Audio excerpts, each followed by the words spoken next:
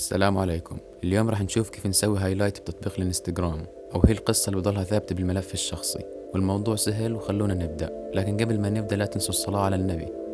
والخطوة الأولى هي إنك تختار الستوري اللي بدك إياه وتنزله طبيعي زي دايما، زي هاد مثلا. انت بس اللي عليك انك انت تسلم الله سبحانه وتعالى امرك، حتى لو كان اختيار الله سبحانه وتعالى عكس اللي انت تبيه. راح تكتشف في يوم من الايام حكمة الله سبحانه وتعالى في كل شيء، وراح تشوف ان اختيار الله سبحانه وتعالى كان افضل مليون مرة من اختيارك انت لنفسك.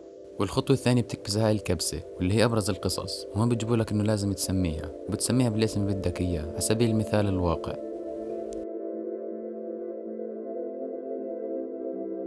وهون بنروح نتأكد وبنفوت على البروفايل وبنشوف، وزي ما شفنا بالفعل صارت ثابتة وبكل بيقدر يشوفها أول ما يفوت على البروفايل.